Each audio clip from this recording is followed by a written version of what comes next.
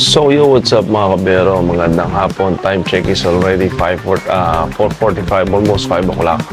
For today's vlog, gusto ko na i-share sa inyo yung nabili nating ROG Ally X na which is hindi naman siya luma pero matagal na rin siya sa market kasi lumabas na ngayon yung ROG Xbox Ally X ang tawagin.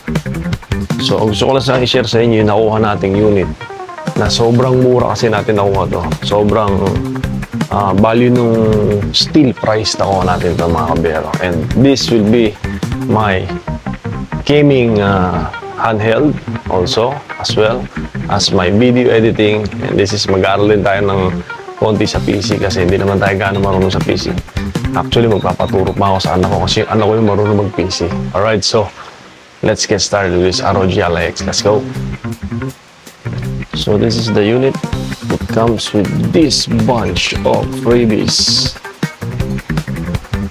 Binigay sa atin ni seller. First thing is with the bag.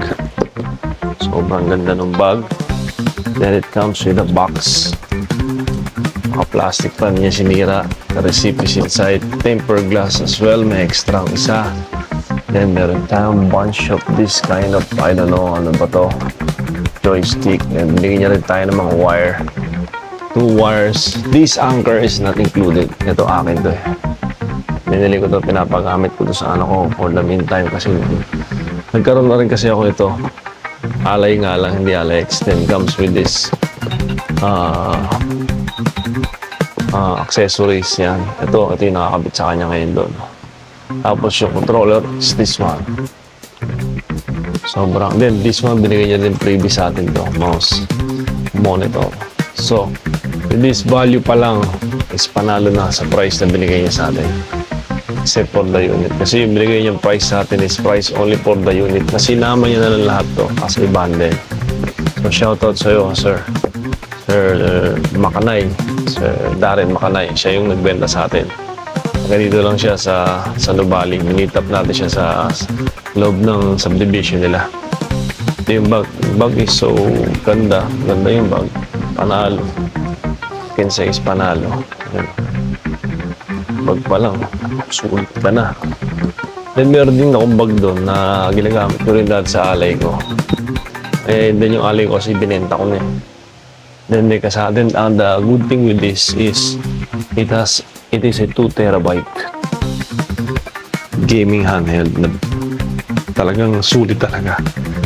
Kasi sa 2 terabyte talagang sulit yun. So kaya ako siya blinag is para lang mapakita sa inyo na there is seller na talagang legit seller na nagbebenta ng mga ganito na matchatsambahan mo talaga. So we're gonna make a review on this. Actually may mga games na ako nakalagay dito eh. Then particularly kaya ako to binili is because gusto ko malaro yung favorite game ko na Days Gone. Kaya ako talaga siya kinuha. Ayun yung isang purpose, the Days Gone. Mahirap lang dito pag hindi ka hindi ka naka keyboard and mouse. Though meron naman tayo nun. Meron naman tayong gano'n. Naka-ready naman tayo. May gano'n naman tayo dito sa loob. Yan, mga ganyan. Sinetap na rin pa ito anak ko. Anak ko yung nag-ano nito. Kasi computer ano siya eh. So nilagyan niya tayo ng mga gandang games dyan. Ayan. Ito yung mga games natin. Days Gone, 2K26, God of War. These are free except for the 2K26. 2K26 wala nang free niyan. And of course, ang editing, pag-edit natin si CapCut. Dito tayo mag-i-edit. I-open up natin sa monitor yan. Sa monitor na kasama. Diba? So, hindi na tayo magsa-cellphone. Diba? So, very accessible tong nakuha natin na to. Dahil sa mura na steel price type accessories. So ilang mga kabihero ang ating vlog at yung Days Gone. Then yung Days Gone ko is full of ano na yan. Modded na rin yan. Na-mod na namin anak ko yan. Nakuha niya na yung mods dyan. Ito na yung mga mods ng Days Gone. complete mods. Ayan o. Then may cheat engine din tayo nilagay dyan. Kasi ang purpose ko lang naman is maglaro lang, hindi para, alam mo yun, ayan, mag-enjoy lang sa paglalaro. Ayan yung cheat engine na nakuha niya. Lalagyan din natin yan ng mas marami pang mods. Then itong Last of Us is planning to put up a mods din. Ayan. So yun lang mga kabero, sinare ko lang sa inyo yung bago nating nakuhang napakagandang ROG Alex na steel price mga kabero.